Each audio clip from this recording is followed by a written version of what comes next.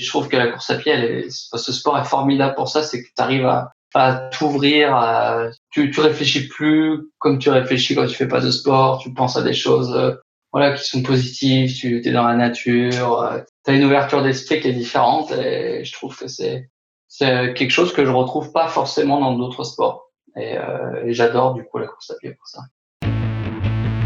Sur la dernière partie de course, on peut perdre quand même beaucoup de temps. Donc je voulais juste faire une course pleine et régulière. Après, je savais pas qui j'allais suivre, je savais pas comment ça allait, je sais pas comment ça va partir, quel peloton va être formé, s'il va y avoir un peloton, s'il va pas y en avoir, si tous les coureurs vont être étirés d'un coup. Donc les stratégies en trail, ça marche. Sur du court, en tout cas, ça marche quand même pas extrêmement bien. À part te dire, voilà, je pars régulier dans mon rythme. Mais bon, ça, on essaye tous d'avoir cette stratégie-là, je crois. Donc, et le bas, c'est juste incroyable. Hein. Il faut aller voir les vidéos YouTube pour s'en rendre compte. Hein, mais c'est des centaines de personnes qui sont là au bord du chemin et qui s'ouvrent pour créer le chemin quand tu avances. Et du coup, tu vois pas où tu vas globalement. Et les gens crient. Voilà, c'est une ferveur incroyable. Ils sont super proches et puis ça s'ouvre devant nous. Donc c'est juste exceptionnel à vivre. Hein. Émotionnellement, c'est généralement, là, tout le monde gagne 2-3 km/h là, sur le bas juste en sortant du ravito, paf, tout le monde repart super fort dans la bosse alors que c'est super raide. Mais du coup, l'année dernière, je connaissais, et je m'étais dit là, surtout, tu n'accélères pas. Et je me suis mis direct à marcher. Je me suis dit, tu marches comme ça m'empêchera de me mettre dans le rouge complet. Parce que voilà, avec les gens qui sont là, qui te portent, qui te crient, t'as les frissons, t'as envie d'aller vite, quoi. Alors que t'es au 20e kilomètre et que derrière, voilà, il en reste 22. Bonjour à tous, je suis Guillaume Lalu et je suis ravi de vous retrouver pour ce nouvel épisode de Course Épique. Vous commencez à le savoir, mais pour les nouveaux auditeurs qui me font le plaisir d'avoir découvert Course Épique récemment, n'oubliez pas de vous abonner à ce podcast sur les différentes plateformes d'écoute pour être sûr de ne manquer aucun épisode. Et si vous avez la possibilité de prendre quelques secondes pour lui mettre 5 étoiles sur Apple Podcast, cela aidera le podcast à se faire connaître plus largement encore. Course Épique, c'est comme la course à pied, c'est encore meilleur quand on le partage. Enfin, pour suivre les coulisses du podcast, je vous donne rendez-vous sur notre compte Instagram, courseepique.podcast. C'est le meilleur moyen de tout savoir sur Course Épique et également de me suggérer des invités que vous aimeriez que je reçoive. Pour ce nouvel épisode, j'ai eu l'immense plaisir d'échanger avec le trailer français Thibaut Barognan, membre du team Salomon France, qui nous donne rendez-vous dans la fièvre basque de Zegama Aizkori, à l'occasion d'une course qui a marqué au fer rouge son parcours de sportif, et très probablement sa vie en général. Thibaut y partage avec générosité, humilité et fidèle à lui-même beaucoup de décontraction, cette course totalement épique, portée par une foule en transe le long du parcours, et plus particulièrement lors de la mythique ascension de Sancti Spiritu, qui n'a rien à envier aux phénoménaux attroupements que connaissent les bords de route du Tour de France cycliste. Un récit immanquable avec un athlète remarquable, mais je ne vous en dis pas plus, Thibaut va vous raconter tout ça bien mieux que moi. Bienvenue dans notre nouvel épisode de Course Épique, full sentimental. Bienvenue sur Course Épique, le podcast running et trail qui vous fait vivre dans chaque épisode une histoire de course inoubliable grâce au témoignage de son invité. Athlète émérite, coureur confirmé ou anonyme passionné, quand la légende d'une course et la destinée d'un coureur se rencontrent, c'est dans Course Épique qu'elle se raconte. Course Épique, c'est un invité, une course, une histoire hors du commun. Bonne écoute! Hello Thibaut, je suis ravi de te recevoir dans ce 19e épisode de Course Épique. Comment vas-tu ? Salut à tous. Et ça va très bien, je te remercie. En pleine reprise sportive après 3 semaines de coupure, donc voilà, ça va tout bien. Et même sans tout dévoiler de ton intimité, t'es en pleine préparation d'une petite tarte pour le dîner ce soir. Exactement, c'est pour ça que dans une dizaine de minutes, il va falloir que je la sorte du four. On fera une petite coupure au montage, ce sera $1 pour tous nos auditeurs. Voilà. Bon, Thibaut, avant qu'on parle plus particulièrement de ta pratique sportive, est-ce que tu pourrais te présenter justement à nos auditeurs pour ceux qui ne te connaîtraient peut-être pas ? Yes, Thibaut Barognan, je vais sur mes 32 ans en janvier. Je suis originaire de Haute-Savoie, j'habite maintenant à Besançon. Je suis membre du team Salomon depuis 10 ans, en trail running du coup. Je suis un ancien skieur de fond de haut niveau. Là, j'ai été en équipe de France junior avant de tout arrêter, de me diriger vers des études de kiné. J'ai obtenu mon diplôme de kiné en 2012, un diplôme certifiant de nutritionniste aussi en 2017. Et puis j'ai laissé tout ça un peu de côté pour essayer de de me professionnaliser dans le trail. Donc ça fait 2-3 ans que je me donne à fond pour la course à pied. Et comment s'est passé donc ta bascule sur la course à pied, en tout cas le moment où le trail notamment a pris une part un peu plus prépondérante dans ton parcours et dans ta vie? Tu l'as raconté, tu as plutôt démarré sur le ski de fond et tu as été sportif de haut niveau en junior et tu as eu voilà des résultats hyper intéressants. Comment ça s'est passé ensuite la bascule? Ça a été un coup de cœur finalement, ou ça a été plutôt une lente évolution vers le trail qui était une des disciplines parmi d'autres? Ouais, en fait, c'était pas du tout programmé. Moi, j'ai arrêté le ski vraiment pour faire kiné, pour faire mes études, donc mon concours de médecine. Après, je suis rentré en école de kiné, j'ai fait 3 ans. Et puis, j'ai découvert le trail un peu en étant à Besançon. Quand on est skieur de fond, évidemment, on court lors de la préparation, on fait pas mal de marches en montagne. Voilà, la préparation à pied prend une part importante. Et puis donc j'ai assez facilement remis les baskets une fois que j'étais à l'école de kiné. Et puis en 2010, voilà, j'ai rencontré pas mal de gens qui couraient. Et puis ça m'a donné envie de courir avec eux, de m'entraîner un peu plus, puis de mettre mon premier dossard en avril 2010. Et puis voilà, après je suis tombé un peu dans l'engrenage. J'avais de plus en plus envie de courir. Je rencontrais de plus en plus de gens qui couraient, qui faisaient des courses. Donc je suis allé faire d'autres courses. Et puis en 2011, j'ai décidé de préparer une petite saison régionale avec quelques courses nationales, et puis qui m'ont permis de me faire un peu plus voir et de rentrer dans le team Salomon Espoir en fin 2011. Et puis voilà, après, de fil en aiguille, le trail a pris un peu plus de place dans ma vie, jusqu'à ce que j'en fasse mon job aujourd'hui. Ouais, le temps que tu consacres à la kiné, il est marginal aujourd'hui? Ouais, j'ai mis de côté complet. Je travaille plus en tant que kiné aujourd'hui. J'ai travaillé jusqu'en fin 2018. Réellement fin 2017 dans mon cabinet libéral que j'avais. On était plusieurs assistants et associés. Et puis après en 2018, j'ai fait une année un peu de remplacement, mais je travaillais déjà beaucoup moins. Et à la fin de l'année 2018, début 2019, j'ai vraiment tout arrêté pour me consacrer pleinement à la pratique du trail. Donc aujourd'hui, je fais plus de kiné. Voilà, je me consacre au trail, au projet, aux courses et tout ce qui va autour. Tu as un palmarès qui est étourdissant. Pour citer quelques-unes de tes références, tu as 2 victoires sur la Skyrun en 2016 et 2017, dont le record de l'épreuve. Tu as 3 victoires et records à la Red Bull 400 entre 2017 et 2019, une 2e place à l'OCC en 2017. Je risque de m'essouffler avec tous ces résultats étourdissants.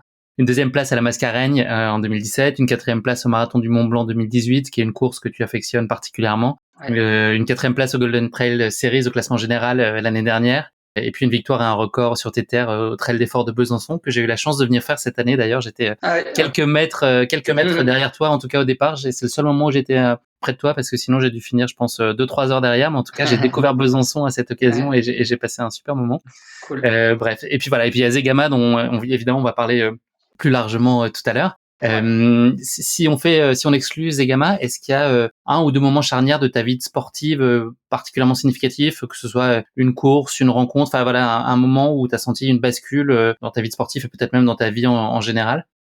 Peut-être en 2015 ou l'été 2015. Là, en fait, j'arrive au Marathon du Mont Blanc plutôt super bien préparé. C'est les championnats du monde skyrunning sur le marathon. Et puis je passe au travers de la course, voilà, elle se passe vraiment pas bien. Et 15 jours après, je gagne l'Ice Trail Tarentaise sur le petit parcours, le 30 là, à Val d'Isère. En fait, je fais 2 courses complètement opposées, mais en fait, je fais une énorme course à Val d'Isère par rapport à ce que j'avais fait 15 jours avant.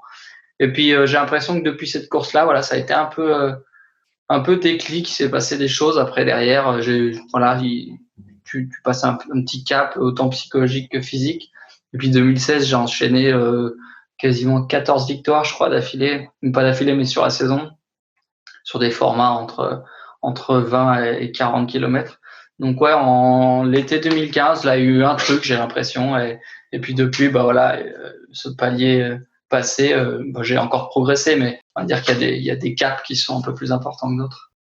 Comment tu choisis aujourd'hui les courses auxquelles tu vas participer? C'est quoi tes critères? Ils sont purement sportifs? C'est l'occasion d'aller explorer des nouveaux endroits, d'aller retrouver des gens? Qu'est-ce qui détermine aujourd'hui la façon dont tu organises tes années de course et les compétitions? Ouais, il y a plusieurs critères. Déjà, je les choisis pas tout seul. C'est-à-dire qu'au début, à la fin de l'année, comme là en ce moment, on réfléchit au calendrier avec mon entraîneur et mon manager. Donc eux, ils réfléchissent dans leur coin, ils réfléchissent à ça entre eux. Et puis moi, après, j'aborde le sujet avec chacun d'entre eux, puis on en reparle. Et il y a plusieurs critères. Il y a le critère purement sportif. Est-ce que la course, elle te donne envie? Où est-ce qu'elle se trouve? Est-ce qu'il y a du niveau? Voilà. Tu vois, par exemple, un marathon du Mont Blanc, ça n'a pas le même prestige que n'importe quel autre marathon de montagne, par exemple en Alsace ou même dans le Jura, etc. Donc, c'est sûr que il y a un critère purement sportif. Après, il y a un critère médiatique aussi. C'est-à-dire que est-ce que la course, elle est suivie? Est-ce que les gens en parlent? Est-ce qu'on va nous voir sur la course ou pas? Et puis après, il y a un critère personnel, quoi. Est-ce qu'on a envie d'aller sur cette course? Qu'est-ce qu'on cherche en allant sur cette course? Voilà. Après, il y a des courses forcément, des objectifs premiers, primaires. Et puis après, il va y avoir des courses de second rôle, de préparation, où là, on a un peu plus de liberté, tu vois. Si on a envie de découvrir un peu autre chose, faire d'autres schémas de préparation. On va parler de Zegama, par exemple, après. J'essaie toujours de changer ma course de préparation. Comme ça, je découvre un nouvel endroit, je découvre de nouvelles organisations, de nouvelles courses. C'est stimulant. Après, c'est sûr que les gros objectifs se répètent un petit peu, mais c'est aussi le calendrier qui fait ça. Et est-ce que ton team Salomon justement, enfin, est-ce qu'il y a une logique de course qui sont conseillées de faire, ou tu as vraiment une totale liberté justement dans l'orchestration de ton agenda? Après, il y a plus une logique de carrière, on va dire. Il y a 2-3 ans, voilà, j'avais 3-4 ans même, on a décidé que je me focaliserais sur les marathons, essayer de sur 2-3 années, essayer de performer et d'aller le plus loin possible dans ce que je peux faire sur ce format-là. Alors après, c'est pas toujours évident de le faire, mais en tout cas, je me suis donné les moyens là ces 2 dernières années pour être performant entre 20 et 40 kilomètres. Donc de cibler que des courses qui correspondent La tarte est prête. à cet environnement-là, quoi. Et puis du coup, tu as une logique sur toute la saison qui en découle. Tu peux pas faire un 20 km, puis partir sur un 160, puis revenir sur un marathon. Du coup, la logique, elle est à la fois sur quelques semaines et mois et sur plusieurs années. Et est-ce que tu peux nous dire pourquoi tu cours, Thibaut? Pourquoi je cours? Voilà. C'est dur, hein? Ouais, c'est toujours une question. Je cours parce que ça, en fait, je me sens bien quand je cours et que c'est un sport je m'épanouis dans ce sport-là et puis aujourd'hui, j'en fais ma vie, donc ça devient un métier aussi. Quand j'ai commencé réellement à courir, c'est quand je préparais mon concours de kiné et c'était vraiment le truc qui me sortait, me vidait l'esprit et je pouvais penser vraiment à autre chose. Et je trouve que la course à pied, ce sport est formidable pour ça, c'est que tu arrives à t'ouvrir, tu réfléchis plus comme tu réfléchis quand tu fais pas de sport, tu penses à des choses qui sont positives, tu es dans la nature, t'as une ouverture d'esprit qui est différente et je trouve que c'est quelque chose que je retrouve pas forcément dans d'autres sports et j'adore du coup la course à pied pour ça. Pendant les compètes, on te voit souvent alterner des moments d'intense concentration avec des moments plutôt de détente et de déconne. Est-ce que c'est important pour toi de faire coexister les deux?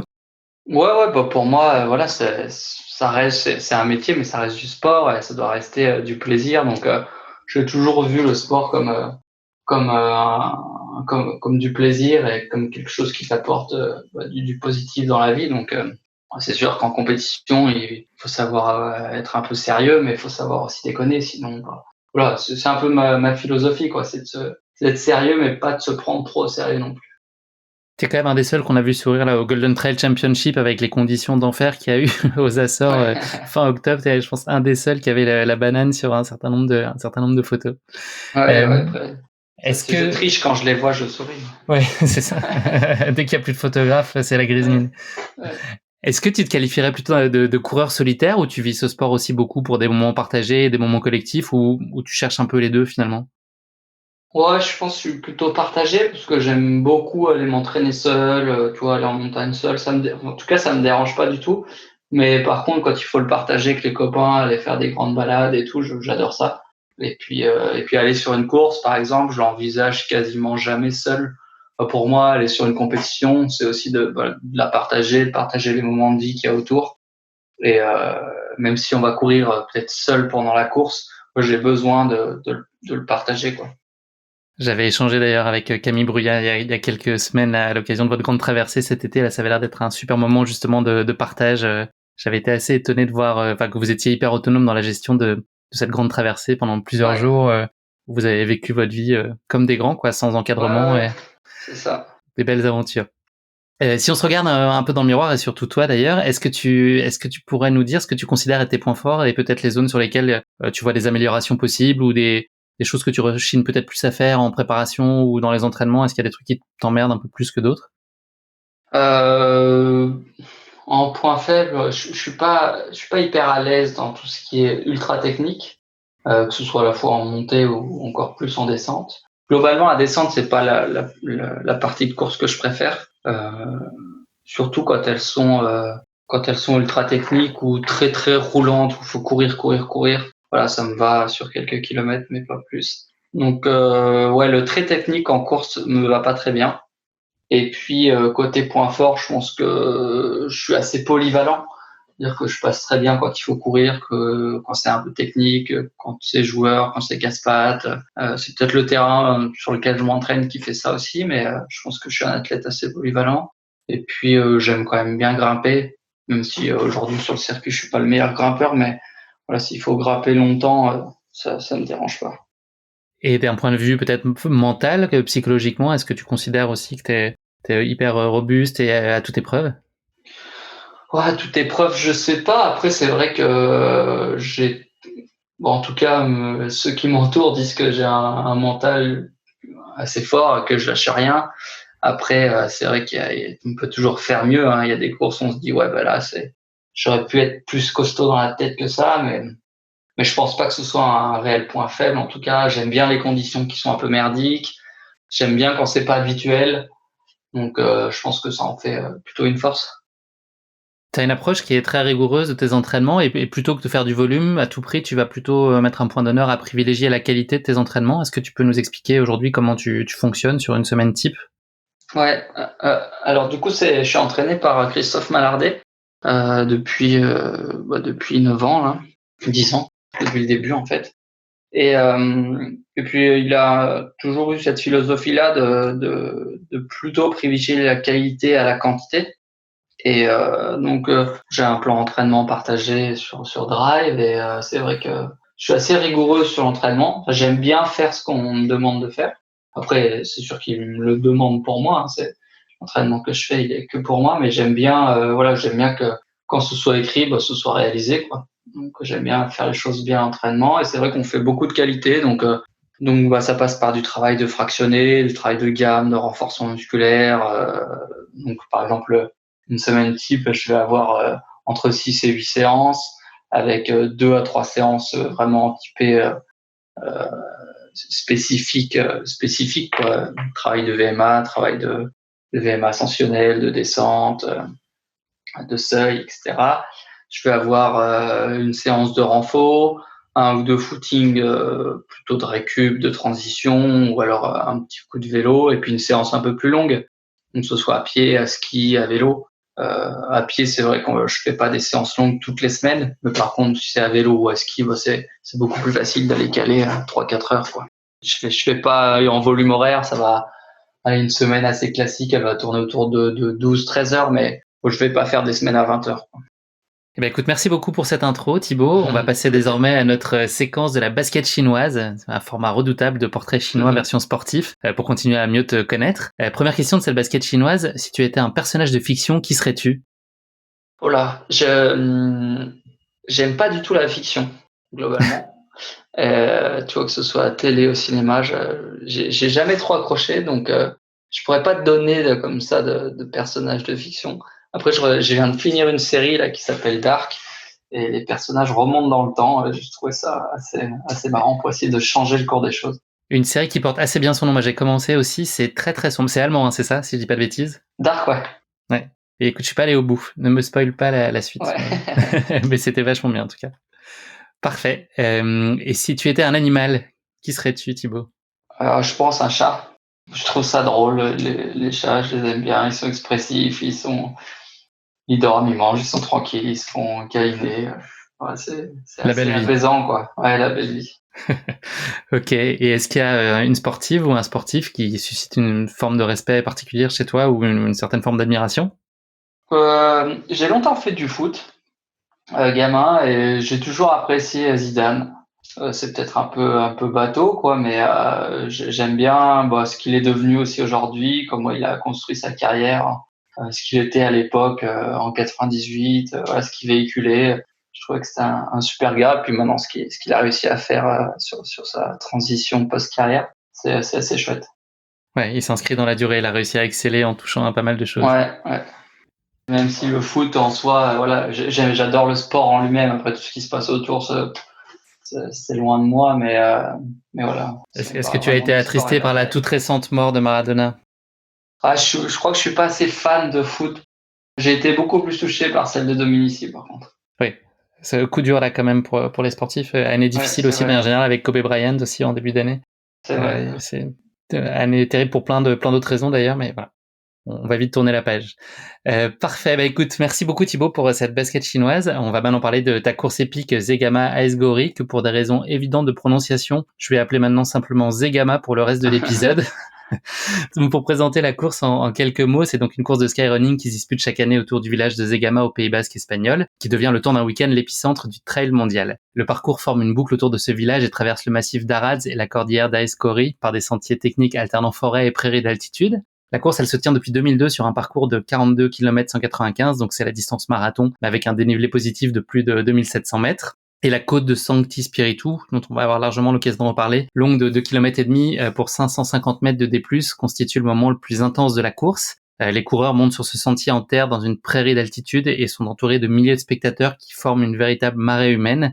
Ce passage participe vraiment à la réputation internationale de cette course, avec des spectateurs qui sont considérés parmi les plus fervents dans le monde du skyrunning. L'édition 2019, dont nous allons parler plus particulièrement aujourd'hui, s'est tenue entre le 31 mai et le 2 juin et donnait également lieu à la première étape des Golden Trail World Series, dont j'ai récemment eu l'occasion de vous parler lors de mes échanges avec Maud Matisse. Cette année-là, Kilian Jornet faisait son grand retour après 2 ans d'absence sur cette course qu'il avait alors déjà remporté 8 fois depuis 2007, où il avait à l'époque seulement 20 ans. Kilian fait à nouveau figure de grand favori sur cette édition 2019. Voilà, vous savez tout ou presque maintenant sur Zegama. Place désormais à cette course mémorable que tu vas nous faire vivre au plus près de toi, Thibaut. Avant que tu nous partages ce récit de ta course épique, l'heure est venue de te frotter à notre rubrique La question qui pique de course épique, une question gentiment piège que je pose à chacun de mes invités. J'imagine que tu dois être terrifié, Thibaut, à l'idée de répondre à cette question. La voici. Le Pays Basque compte son lot de sportifs célèbres, Vicente Lizarazu, Didier Deschamps, Emmanuel Arinordoki ou encore le mousquetaire Jean Borotra. Mais ça n'est pas le seul domaine dans lequel ce territoire excelle, loin de là. Le Pays Basque classe en effet 4 de ses représentants dans le top 30 mondial. Est-ce que tu saurais me dire dans quel domaine? Top 30 mondial. Alors, je te dirais soit la pelote basque, soit le cyclisme. Eh bien, c'est probablement vrai pour la pelote basque, à mon avis. Cyclisme peut-être aussi. J'ai pas mes fiches là-dessus. Mais moi, le domaine auquel je faisais référence, c'était les restaurants. Puisque figure-toi que selon le classement de World's 50 Best Restaurants, eh ben, il y a 4 restaurants basques qui sont dans ce top 30 mondial. Ok, faudra que tu nous donnes ça alors. Bah ouais, parce que bon, là, on a parlé de tarte tout à l'heure, mais moi je vais te citer quand même quelques-unes de leurs spécialités de ces restos basques qui sont dans ce classement. La brioche de poisson fumé, le rouget grillé rôti et son origami d'algues, la meringue truffée, le homard rôti épelé au jus de poivron grillé et oignon violet de Zala, ou encore la glace au piquillo, le célèbre poivron local. Bref, tout ça, ça rivalise quand même pas mal avec les tucs qu'on a l'habitude de se voir servir sur les ravitaux. En tout cas, ça donne envie. Et puis si tu souhaites réserver, Thibaut, je te conseille d'économiser quand même dès maintenant parce que c'est entre 200 et 250 euros par personne. Voilà. Ah ouais, ok. Bon allez, assez salivé. Ouais, exactement. Assez salivé, on va maintenant se plonger avec toi dans ta course épique au Pays Basque à l'occasion de cette Zegama 2019. Tu avais déjà participé l'année précédente, donc en 2018. Comment s'était passé pour toi alors cette édition qui était placée sous le signe d'une combinaison très agréable de boue et de pluie? Et ben ouais, c'est vrai. 2018, c'était ma première aventure à Zegama. Bien passé. Plutôt surpris de la forme encore une fois sur cette course. J'avais fait une course régulière, on va dire. En fait, en bas, c'était un peu étrange. En bas, il pleuvait. Enfin, en bas, il faisait sec. Au milieu, il y avait un espèce de gros nuage où il y avait un peu de pluie, vachement de boue. Et en haut, il faisait beau.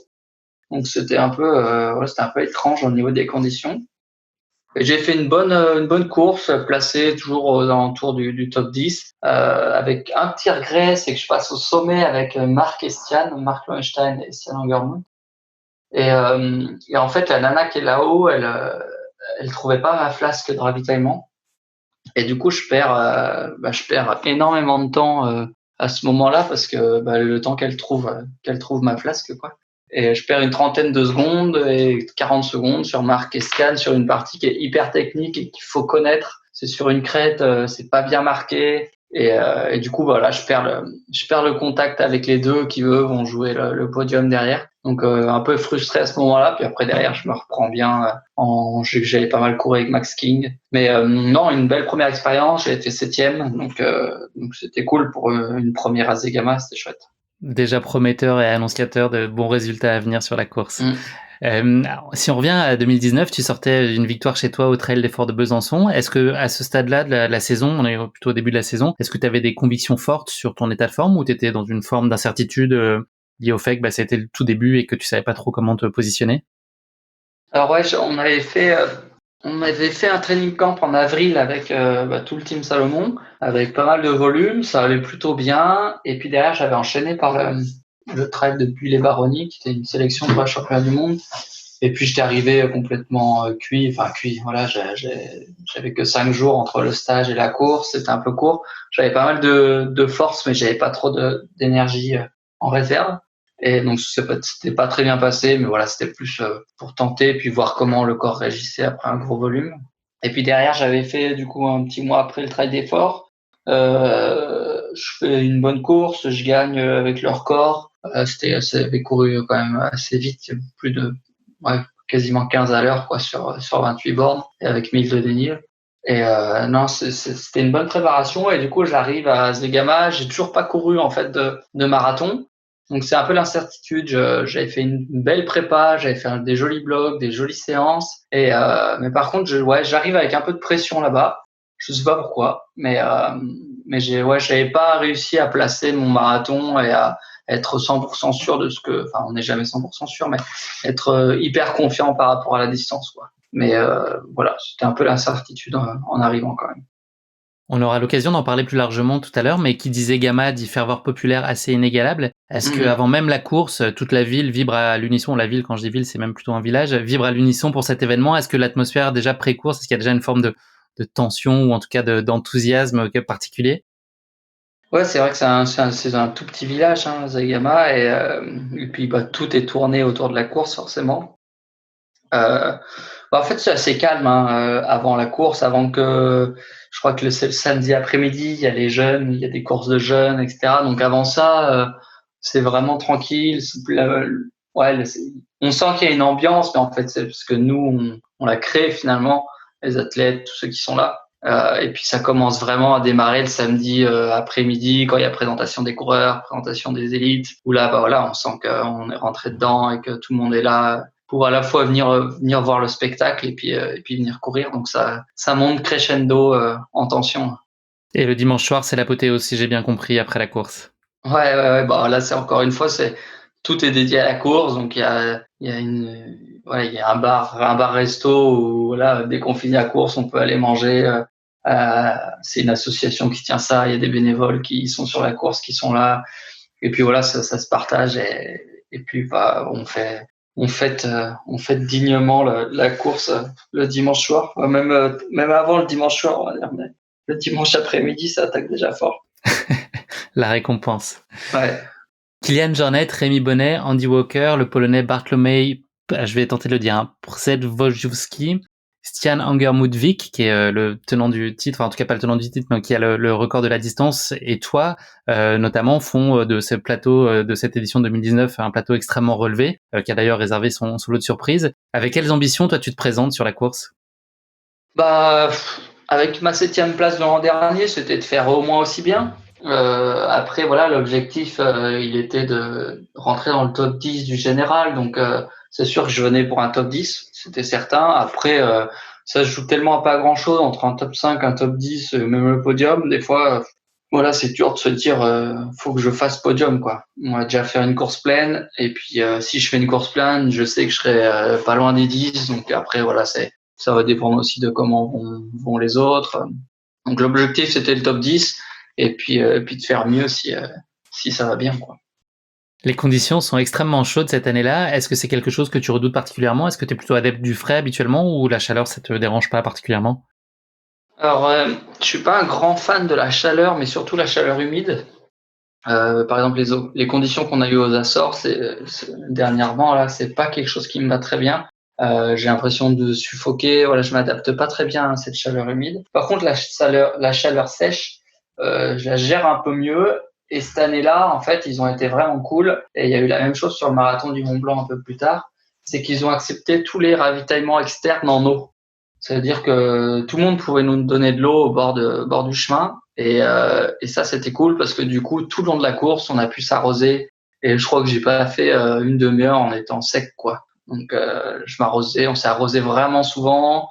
Et du coup, l'appréhension s'est assez vite levée parce qu'on a su qu'on pouvait avoir de l'eau quasiment partout. Enfin, les gens nous ont donné de l'eau partout. Donc là-dessus, ça a été, voilà, la peur a été vite balayée. Est-ce que tu as réussi à retrouver la jeune fille qui t'avait fait perdre un peu de temps l'année dernière avec la Non, flasque? non. Après, je me suis dit, bon, maintenant qu'elle a fait une fois l'erreur, elle me connaît à peu près, donc elle devrait placer ma flasque un peu plus haut dans le sac. Après, c'est sûr que là-haut, en fait, c'était une nana qui faisait le ravito pour tout le team. Alors, faut imaginer que il y a des mecs, il y a des nanas, il y a des gens qui sont plus ou moins connus, voilà, il y a le team international, puis il y a les teams nationaux. Donc, je sais pas, il y avait peut-être 30 flasques. Donc après, moi, j'avais pas forcément un dossard dans les plus petits dossards parce que c'était mon premier départ. Donc, je pense qu'elle m'attendait juste pas, puis elle me connaissait pas. J'avais un peu moins peur cette année-là. Il a fallu sortir ta carte d'identité, tout ça, pour qu'elle te donne ta Ouais, flasque. presque. Est-ce que tu peux nous parler de l'ambiance sur la ligne de départ et puis toi, comment tu te sens? Est-ce que tu es impatient d'en découdre? Est-ce que tu es habituellement plutôt détendu dans ces moments-là ou au contraire hyper focus?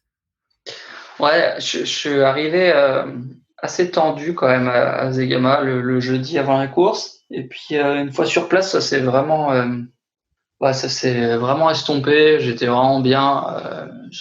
Je me sentais prêt, je me sentais en forme. Voilà, tout allait bien. Et puis après, bah voilà, la pression monte petit à petit avant le grand départ. Et puis départ, un peu comme mon habitude, je reste décontracté, je déconne. Voilà, j'essaye d'être dans ma bulle quand même, mais de garder vraiment ce côté un peu enfantin, quoi, de déconne. Et puis c'est ce qui permet aussi de faire redescendre un tout petit peu la pression. Et puis après, bah ouais, c'est sûr qu'à 2-3 minutes de départ, là, ça rigole déjà un peu moins, on sent la tension vraiment monter. Et en fait, on fait un tour de village au départ, donc tout le public est concentré dans le village. Donc on va faire 500 mètres, un tour de village vraiment pour revenir quasiment à la ligne de départ et repartir dans la montagne. Donc on sait qu'il faut pas rater non plus le départ. Enfin, c'est sur la route, donc ça va vite. Ça va vite partir et qu'il faudra vite être prêt et répondre vraiment dès les premiers mètres. Donc ça monte en pression tout doucement. Est-ce que justement la pression que toi tu ressens, même si on remonte les 48 heures précédentes et ton arrivée sur place, est-ce que c'est des choses que tu t'imputes à toi-même ou c'est aussi globalement lié aux attentes que peut y avoir enfin les attentes extérieures qu'il peut y avoir quant à ta performance, ou est-ce que tu es hermétique complètement à ça et c'est plus toi, ton exigence pour toi de bien faire qui fait que ça te fait monter en pression?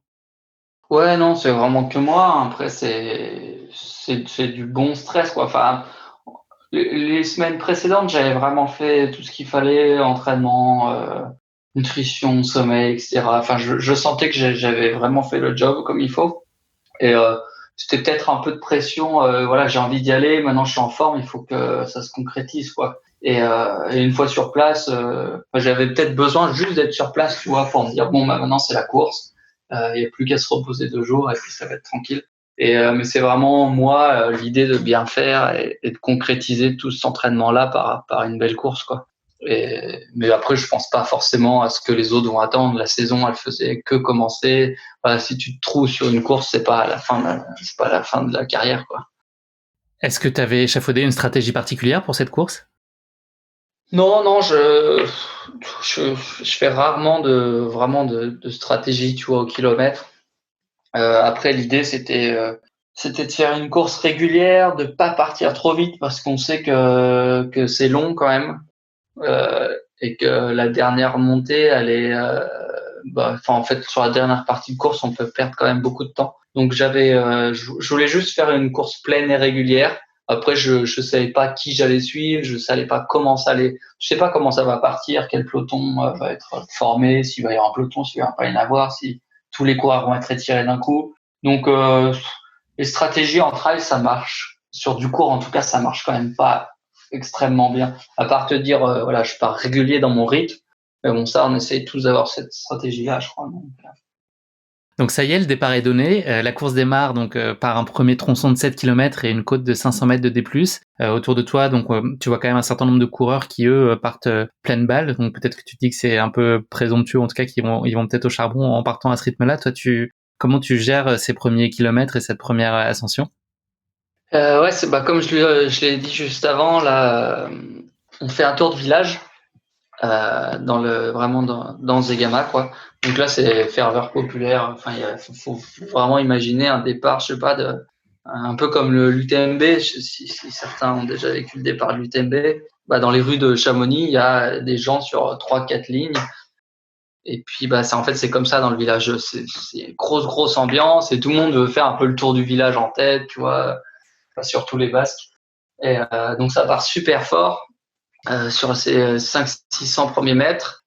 Donc là, il faut quand même pas se faire piéger, pas tomber, voilà, pas se faire enfermer, pas se faire mal. Donc l'idée, c'est de partir quand même devant, mais sans non plus en mettre de trop. Donc le Basque hier là était parti super fort. Il y avait déjà 20-30 mètres d'avance en attaquant la bosse. Et puis après, c'est une longue bosse qui monte. Voilà, ça monte régulier, c'est pas trop raide, mais ça court tout le long. C'est un peu en forêt. Et voilà, faut prendre son rythme et il faut pas trop s'énerver. Et cette année-là, l'année dernière, il y a un groupe qui s'est vite échappé avec Kylian, avec Oyer, avec Andy Walker. Ça allait vraiment très vite. Ils ont pris tout de suite 2-3 minutes. En tout cas sur moi, facilement 2 minutes sur le peloton qui avait un peu intercalé. Et puis moi, je me suis au bout d'une vingtaine de minutes, je me suis retrouvé avec Bartholomew, le Polonais. Et puis je sentais qu'il régulait bien son effort et il contrôlait au cardio et il lissait vraiment l'effort. Et puis je me suis dit bon allez, tu te mets dans les pieds et puis tu laisses faire quoi. Donc j'ai laissé couler quelques kilomètres.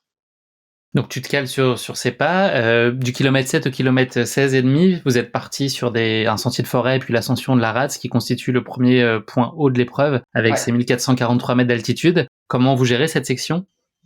Et en fait, voilà, son rythme me plaisait bien. J'étais vraiment pas dans le rouge. Je me sentais bien. Voilà, je commençais à me ravitailler tranquillement. Et puis, donc on est parti plutôt calme. Enfin, je pense qu'on était autour de la 10-12e place. Et puis, les places commencent un peu à se figer un peu plus. Et première ascension. Et dans cette première ascension, on commence à reprendre 2-3 coureurs autour de la 10, 9, 8e place.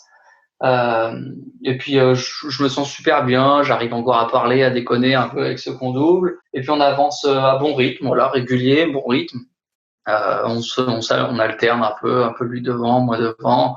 On a fait un bout avec Peter Engdahl aussi, le Suédois du team. On reprend Harit Segea dans la montée, voilà, ça avance pas mal. Et puis après on replonge sur le bas de Santi Spiritu. Donc voilà, on est top 10 et moi je me sens super bien à ce moment-là et j'ai pas encore produit de véritables efforts. J'ai commencé à bien m'hydrater, bien m'alimenter, donc c'est un bon début de course. Est-ce que le public il est déjà présent en nombre sur le bas-côté de la course, enfin, sur ces passages-là? Alors il y a des passages où on coupe la route, où on entend bien du coup le public parce que quand les premiers coureurs passent devant, du coup tu peux jauger un peu l'écart qu'il y a avec ceux qui sont devant. Donc en fait le public se masse là où c'est assez accessible. Donc il y a 2-3 passages comme ça où on coupe la route. Après cette première bosse d'Arras là, elle est vraiment en forêt et inaccessible. Donc il y a moins de monde et dans la descente par contre on recroise un peu des gens. Mais voilà, à chaque fois qu'il y a des passages, il y a beaucoup de monde. Et donc après Arats, qui est au kilomètre 16,5, il y a les 3 km de descente qui vous mènent au juge de paix de la course, qui est Sancti Spiritu. Ouais. Comment se passe ce petit segment-là aussi? Vous continuez à être à bon rythme et à petit reprendre les coureurs qui sont devant vous? Ouais, c'est ça. Il y a une belle petite descente là sur des. Ouais, ça alterne entre des champs, un peu de. C'est des petits singles. C'est assez sympa à courir. On rattrape Rémi Bonnet qui a un peu des crampes. Donc voilà, on continue à rattraper des coureurs en fait. Donc ça, c'était plutôt. On est quand même début de course et on commence déjà à rattraper du monde. Et puis après, il y a un passage un peu mythique qu'on voit souvent dans les vidéos. Là, on passe dans une espèce de cave où il y a des gros, comme des pavés, mais un peu ronds en fait par terre. Et c'est super dur à courir. Et on est dans les rochers en sortant de cette cave. C'est super technique, mais ça dure pas longtemps en fait. C'est peut-être une trentaine de secondes vraiment où les pieds partent un peu dans tous les sens. Des fois, ça fait des gros écarts parce qu'il y en a qui s'arrêtent un peu dans cette partie-là. Et puis voilà, on arrive au pied, on reprend une partie un peu plus en herbe, un peu plus calme, un peu à plat, et puis on arrive au ravitaillement et on est au pied de Sancti Spiritu à ce moment-là, à peu près au 20e kilomètre. Donc là, c'est le moment tant attendu, mais aussi redouté de cette côte de Sancti Spiritu, qui est une côte longue de 2,5 km pour 550 mètres de D+, au cœur d'une marée humaine. Certains de nos auditeurs ont peut-être déjà vu des images de ce passage-là. Pour ceux dont c'est pas le cas, est-ce que tu pourrais nous raconter, comment visualiser ce qu'est cette ferveur? C'est le climax de la ferveur et sur cette montée, qu'est-ce que ça représente pour un coureur de vivre ça et ces 2,5 km? En fait, la bosse, elle se fait vraiment en deux parties. Une première partie, bon, je ne saurais pas te donner les chiffres, mais peut-être une dizaine, douzaine de minutes. Et après, on bascule. Il y a une toute petite bascule, une petite descente, et on reprend un chemin un peu en balcon pour aller rechercher la crête où là, en gros, il y a du monde vraiment tout en bas et tout en haut. Enfin, sur le premier tiers et le dernier tiers. Et puis au milieu, il y a un peu de monde, mais c'est un peu plus escarpé, c'est un peu moins facile d'accès. Et le bas, c'est juste incroyable. Hein. Il faut aller voir les vidéos YouTube pour s'en rendre compte. Hein, mais c'est des centaines de personnes qui sont là au bord du chemin et qui s'ouvrent pour créer le chemin quand tu avances. C'est un grand champ. Ouais, c'est un champ hyper praticable. Enfin, il y a pas de technicité sur le bas. Et du coup, tu vois pas où tu vas globalement. Et les gens crient. Voilà, c'est une ferveur incroyable. Ils sont super proches et puis ça s'ouvre devant nous. Donc c'est juste exceptionnel à vivre. Hein. Émotionnellement, c'est généralement là, tout le monde gagne 2-3 km/h là, sur le bas juste en sortant du ravito, paf, tout le monde repart super fort dans la bosse alors que c'est super raide. Mais du coup, l'année dernière, je connaissais. Je m'étais dit, là, surtout, tu n'accélères pas. Et je me suis mis direct à marcher. Je me suis dit, tu marches. Comme ça m'empêchera de me mettre dans le rouge complet. Parce que voilà, avec les gens qui sont là, qui te portent, qui te crient, t'as les frissons, t'as envie d'aller vite, quoi. Alors que t'es au 20e kilomètre et que derrière, voilà, il en reste 22. Donc, et t'es au pied de la bosse. Donc, j'ai vraiment essayé je me suis dit, je marche et je regarde les gens. Et bon, il y avait Bart qui était devant moi. Il y avait, je crois qu'il y avait Stian, ou je sais plus qui c'est qu'il y avait juste devant.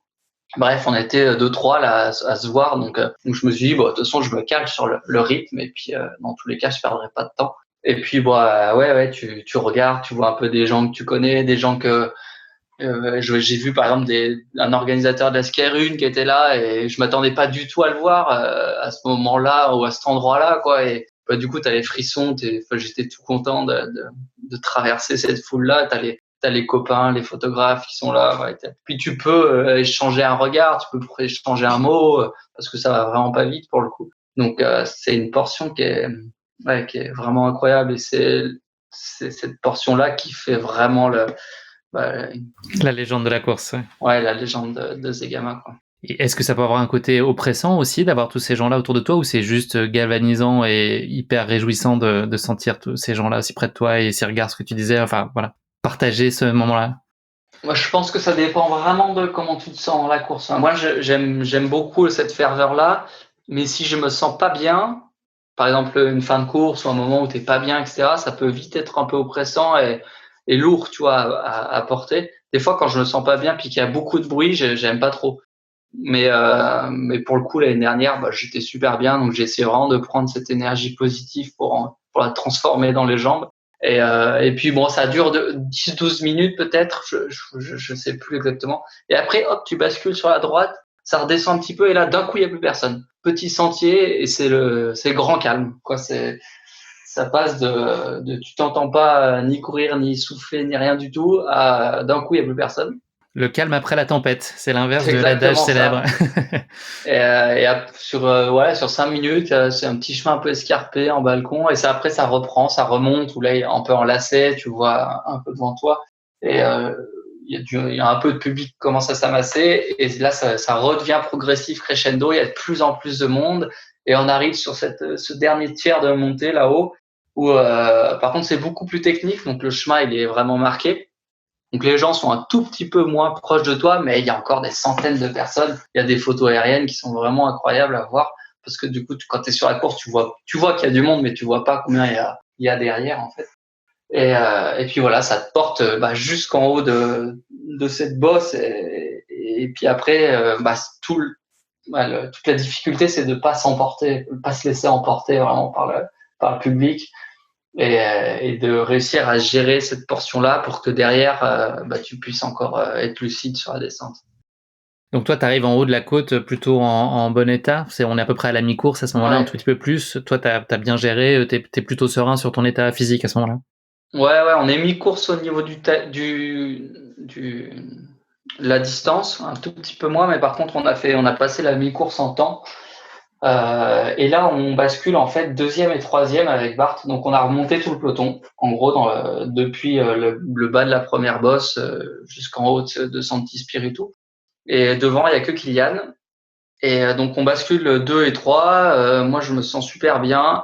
Je bascule avant Bart au ravitaillement. Il a dû, je sais plus ce qu'il fait. Bon, bref, 5-10 secondes derrière moi, il repart.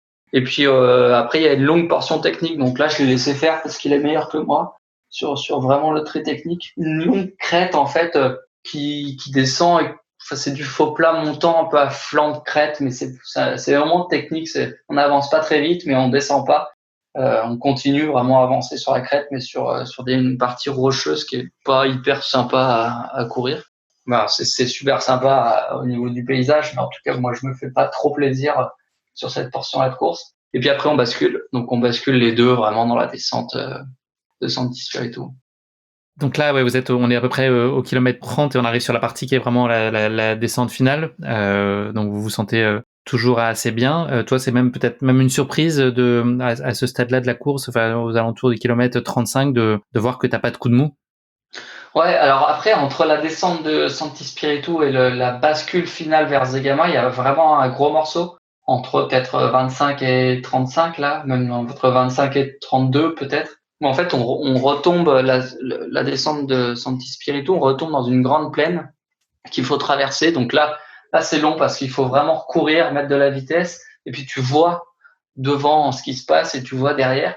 Donc nous, on était informés, on avait à peu près 3 minutes sur Kylian et on voyait pas trop derrière. Donc on s'est dit qu'on avait un petit coussin de marge. Et là, on était les deux, on s'est bien aidés. Dès qu'il y avait des gens qui nous filaient de l'eau pour s'arroser, on se filait les bouteilles, on se les partageait. Donc on a vraiment essayé de potentialiser l'effet team et l'effet d'être en duo. Et là, on passe au ravito et il y a une dernière bosse qui doit faire 300 mètres de dénive avant d'entamer vraiment la bascule finale. Et dans cette bosse, voilà, elle passe bien. C'est dans grand champ, il y a du monde. On était les deux, on savait que derrière c'était quand même assez loin, donc on est monté tempo sans se déchirer parce que derrière il y a encore 10 bornes. Mais voilà, on a passé la bosse plutôt bien les deux. Je me rappelle que moi j'avais pris le temps de me ravitailler au milieu de la bosse pour pouvoir derrière enchaîner sur la partie finale. Et donc à partir d'Andreitz, vous êtes lancé dans la partie descendante finale de 12 km. Comment est-ce que tu abordes cette dernière descente et quel est ton état général ?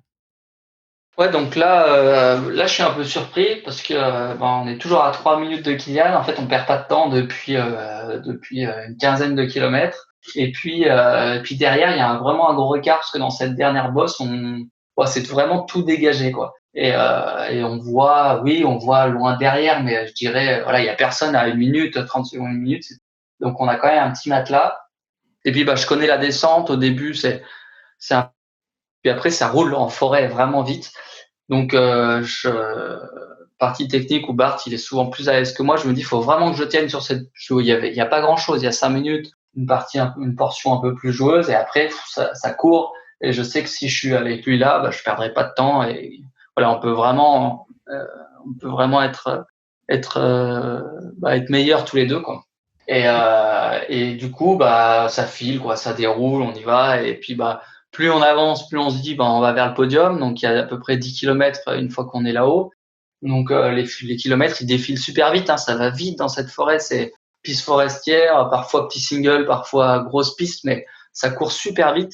Et du coup, voilà, quand tu arrives à 5 bornes de l'arrivée, tu sais qu'il y a personne derrière, avec l'allure avec laquelle on avait couru les 5 premiers kilomètres, c'était impossible qu'on nous ait repris 2 minutes.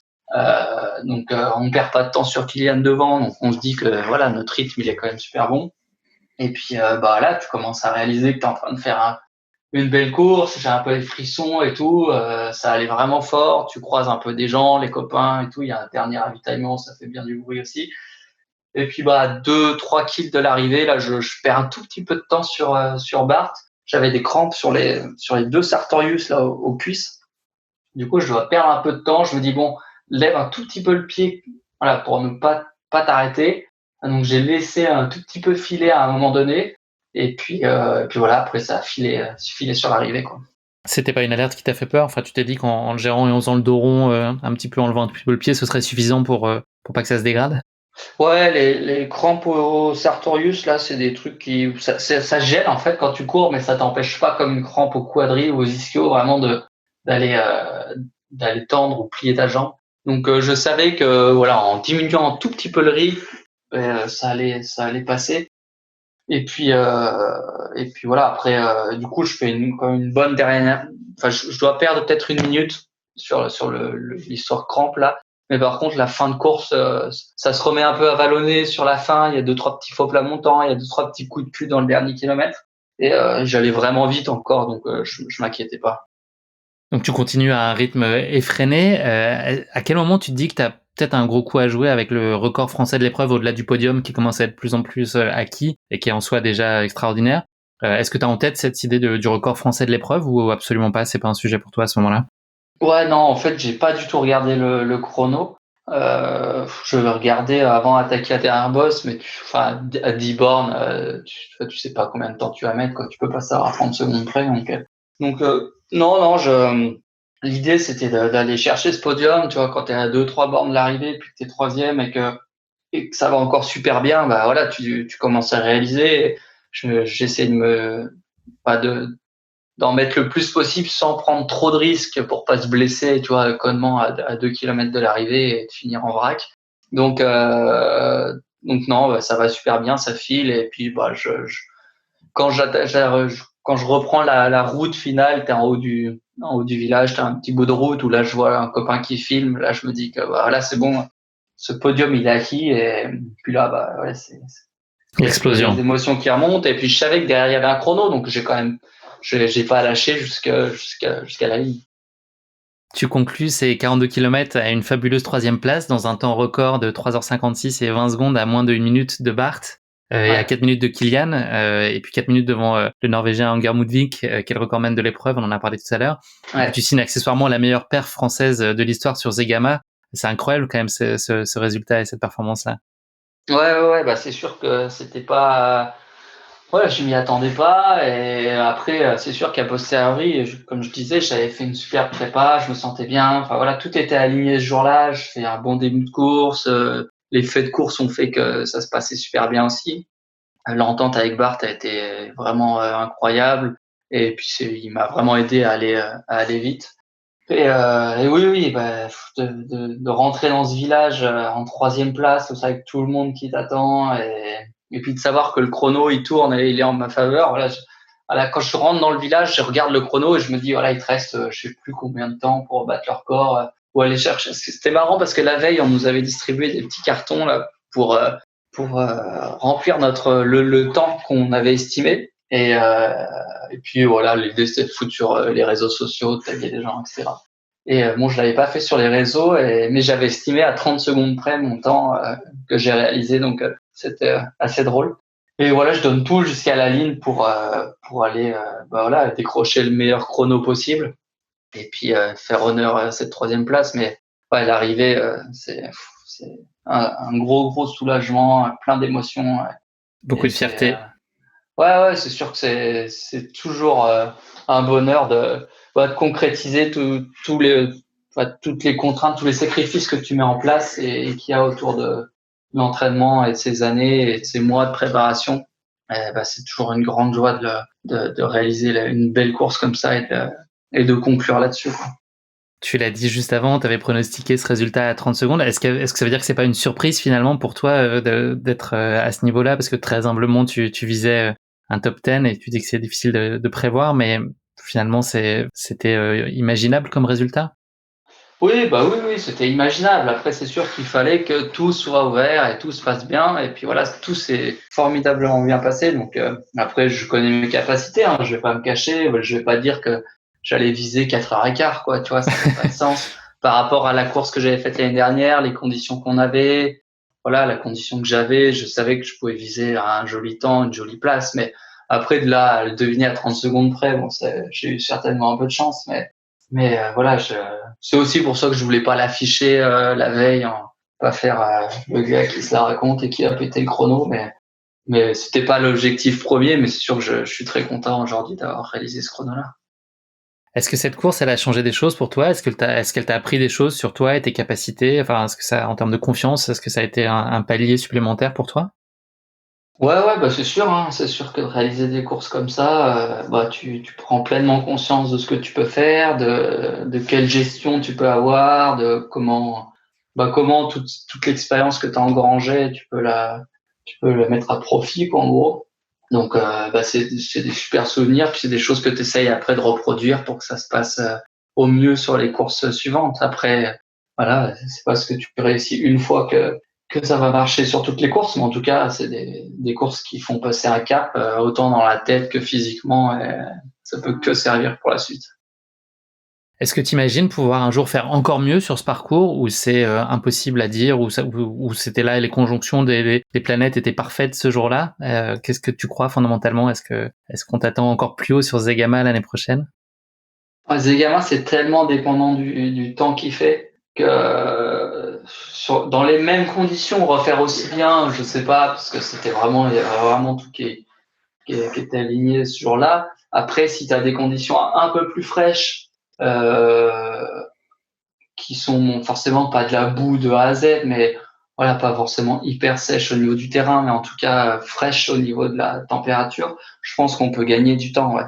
Parce que la grosse chaleur, c'est sûr que ça limite. On le sent pas, mais nos corps, ils sont forcément limités par la chaleur. Donc, on le voit sur d'autres courses, hein. Par exemple, la Sky-Run, le record que j'ai, il est fait sous la pluie.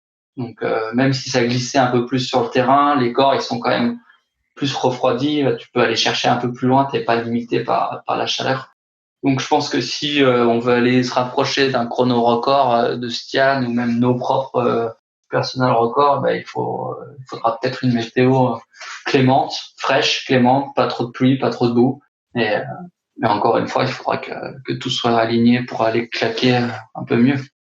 T'as ensuite particulièrement bien terminé cette saison 2019 qui a été remarquable en plein de points et ici une perf au classement général des Golden Trail World Series assez époustouflante. Ouais, c'est vrai qu'après, voilà, sur ma lancée de Zegama, je fais un marathon du Mont Blanc plutôt correct, même si je me tords la cheville à 5-6 bornes de l'arrivée, alors que je suis encore une fois, je suis avec Bart et on joue le podium. Donc un peu frustré, mais voilà, je reste au contact. Je suis à même pas une minute de la 5e place. Voilà, je suis présent et la forme est là. Et puis après un été un peu plus compliqué, voilà, j'ai mes 2 chevilles qui m'ont embêté. Je fais un Sierzinal correct, mais avec les 2 chevilles en vrac. Je prends la 14e place à 1 minute de mon meilleur temps, un peu moins d'une minute du meilleur temps. Et puis après Pikes Peak où je fais 7e pour une première édition aussi, c'était plutôt bien.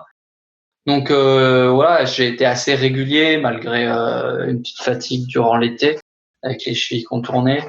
Et puis je finis super bien sur la finale avec une 4e place et une 4e place au général. Donc c'est vrai que cette saison 2019 sur la Golden Trail, elle a été régulière et puis c'est ce que je cherchais aussi.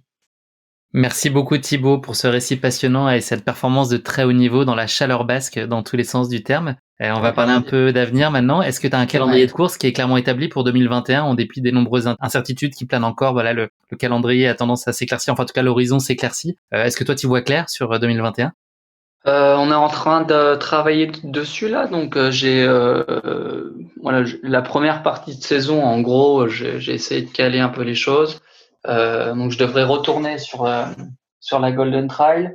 Mes courses de préparation, ça va vraiment dépendre de ce qui se passe au niveau sanitaire. Courant mars-avril.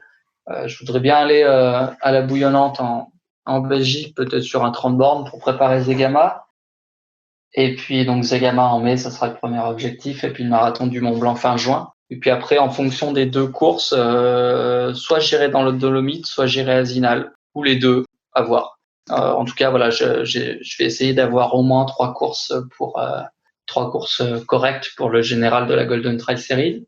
Et après, je serai certainement au départ d'un premier 100 km, donc pour changer un peu. Génial. Changer un peu de format, voilà, en mode découverte. Ce sera mon premier, donc on verra. Je l'ai pas encore clairement identifié, pas encore clairement posé, donc voilà, je vais pas avancer de choses, mais je le ferai certainement un peu plus long sur la fin de l'été pour revenir après, on espère, sur la finale de la Golden Trail. Qu'est-ce qu'on peut te souhaiter pour cette nouvelle saison? Toujours autant la forme. Des chevilles au taquet. Que ça perdure. Ouais. En fait, mes chevilles, elles vont pas quand je suis fatigué. Donc, globalement, il faut que je prenne soin de mon corps tout entier et que je gère bien cette fatigue. Mais voilà, c'est inhérent sportif. Tu nous as parlé de ce premier 100K. Est-ce qu'il y a aussi, enfin, plus généralement, une course ou un défi sportif, pas nécessairement dans le cadre d'une course, peut-être dans un off ou dans une multidisciplinaire? Est-ce qu'il y a quelque chose, un défi qui te fait particulièrement envie et que t'as pas encore eu la chance d'accomplir? J'ai eu un projet l'année dernière au Cap-Vert de traverser, et cette année j'ai le projet de le continuer en allant traverser les autres îles du Cap-Vert. Donc c'est un gros projet qui est un peu le fil rouge de ma saison, qui devrait se dérouler en novembre-décembre 2021 suivant faut que je cale un peu le planning, mais l'idée c'est d'aller traverser les 8 îles restantes. Ça fait à peu près 450 km en 8 jours. Enfin 8 jours. En 8 jours de course, mais 16 jours calendaire. Calendaire. En emportant une équipe de caméramans, photographes sur un voilier. Donc l'idée, ce serait vraiment de se déplacer en voilier entre les îles pour être vraiment indépendant. Et puis, on devrait réaliser une opération avec une ONG là-bas qui s'appelle Biosphera, qui est une ONG qui fait de la protection de la biodiversité. Donc, on est en train de mettre en place des actions. Dessus, on aimerait faire 3 pluggings, voire 4, suivant un peu le timing qu'on a. Donc, c'est du ramassage de déchets dans certaines zones. Donc, faire de la sensibilisation, c'est ce qu'ils font en fait sur les îles, c'est de la sensibilisation et de la protection. Donc voilà, les aider d'une façon ou d'une autre, certainement en apportant aussi des fournitures scolaires pour les écoles, et puis de monter 3 plugins. Et puis d'aller sur une île qui est protégée là-bas, histoire que l'association, l'ONG, nous raconte un peu ce qu'ils font concrètement sur ces îles-là. Donc voilà, c'est un gros projet qui va demander pas mal de temps, d'énergie, forcément du budget. Donc je suis à la recherche de budget pour l'instant. Il nous faut trouver un voilier aussi. Et voilà, donc on avance petit à petit dans ce projet-là. Donc c'est vraiment le fil rouge de ma saison. Je commence. Voilà, ça devait se tenir cette année, donc malheureusement on n'a pas pu partir. Donc il reporté l'année prochaine. Donc j'ai pas mal déjà de pistes pour tout ça. Donc on va essayer de le monter et de partir tous ensemble l'année prochaine en novembre. S'il y a des potentiels partenaires qui nous écoutent ou des gens qui ont un voilier, envoyez-moi un petit mail, guillaume@courseepic.fr, je ferai suivre à Thibaut. On sait jamais. Super, merci. Après, j'ai un dossier de partenariat. Voilà, on a des boîtes qui nous suivent. On propose aussi après, voilà, tout un tas de contreparties. Forcément, il faut que les partenariats soient gagnant-gagnant. Mais et puis je lancerai aussi certainement au printemps un financement participatif sur les réseaux avec sur une cagnotte Ulule avec des contreparties où je vais essayer aussi d'y passer un peu de temps et d'intégrer un peu plus de présentiel dans ces contreparties-là. Bon, tu me diras après, Course Épique se fera un plaisir de relayer cette super belle initiative, en tout cas. Merci. Thibaut, je te propose de conclure l'épisode non pas avec le mot de la fin, mais avec le motto de la fin, c'est-à-dire la devise qui t'est particulièrement chère ou qui te guide dans la vie. Est-ce qu'il y a un motto que tu souhaiterais partager avec nous? J'ai pas vraiment de devise, mais ouais, je veux dire que je prends les choses simplement et que j'essaie d'en profiter et que j'essaie d'être toujours positif et de voir le bon côté des choses. Voilà, même si c'est pas toujours facile et qu'on se pose toujours plein de questions, j'essaie en tout cas de véhiculer le côté positif de tout ce que je vis et de le faire partager. Et je pense que ça me ressemble assez bien. Et je peux te dire que ça se ressent aussi pour nous qui sommes de l'autre côté du miroir ou des réseaux sociaux, de ce qu'on peut suivre en tout cas. Donc c'est un plaisir de t'accompagner. Merci Comme tu es beaucoup. très actif aussi en social media, on a l'occasion d'être en contact avec toi finalement de façon très régulière et c'est quelque chose qui se sent et qui est très inspirant, je pense, pour beaucoup d'entre nous. Merci. C'est déjà malheureusement la fin de l'épisode. Thibaut, merci beaucoup de nous avoir fait vivre dans tes pas cette course épique qui a marqué au fer rouge ta carrière. Bravo encore à toi. C'est une éblouissante 3e place et c'est un record vraiment fabuleux. Je te souhaite beaucoup de bonheur et beaucoup de plaisir surtout dans tous tes projets et tes courses à venir. Je te dis à très bientôt Thibaut, merci encore. Merci à toi, merci beaucoup pour le temps passé ensemble et merci à tous de nous avoir écoutés. À bientôt sur les sentiers. À bientôt Thibaut. Ciao, merci. Ciao. Merci à tous de nous avoir suivis, j'espère que cet épisode vous aura plu. Pour ne manquer aucun épisode, n'oubliez pas de vous abonner sur les différentes plateformes de streaming, et si le cœur vous en dit, n'hésitez pas à nous mettre le max d'étoiles sur iTunes, cela aidera Course Épique à se faire connaître plus largement encore. Merci, et à très bientôt pour un nouvel épisode de Course Épique.